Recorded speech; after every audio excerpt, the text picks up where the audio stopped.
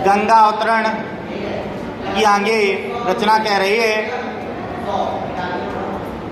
है स्वाति घटा गहराती मुक्ति पानी सो पूरी कैदो आवत जुक्ति सुर आवा रुचि रूरी मीन मकर जल ब्यालत की चल चिलक सुहाई सो जनु चपला चंपाती चंचल छवि छाई।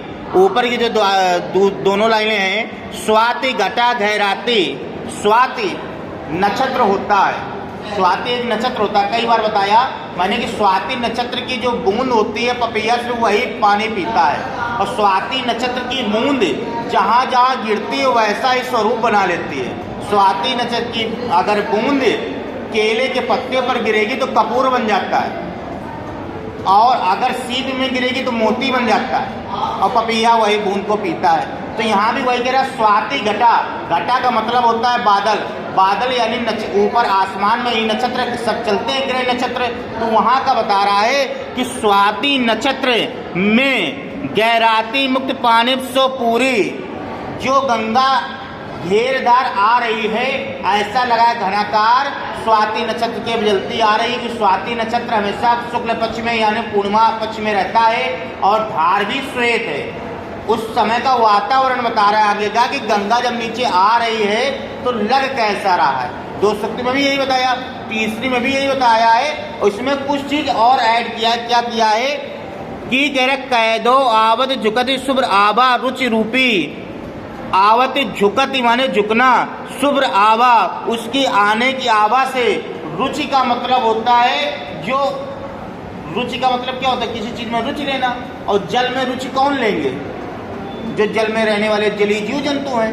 अब अर्थ क्या है ऊपर वाली 2 लाइनों का? 2 लाइनों का अर्थ है स्वाति नक्षत्र में गंगा की धारा जब ब्रह्मा के कमंडल से निकली तो उसका वेग से निकली हुई धारा इतनी तीव्र गति से आ रही थी। ये 2 लाइनों का अर्थ हुआ। क्या अर्थ हुआ कि स्वाति घटा में यानी स्वाति बादल में मुक्ति पाने सो पूरी। मुक्ति पाना का मतलब यही है मुक्ति को प्राप्त करने वाला कमंडल से जो जल निकला है ब्रह्म के, वो जल यानी गंगा यानी कमंडल से निकली हुई गंगा जो स्वाति नक्षत्र में धरती को तीव्र गति से जा रही थी, उसकी आभा में मिलने वाले मीन यानी मछली, मकर यानी मगरमच्छ, जल व्याधि और जल में रहने वाले जीव जंतु। समझ में आया?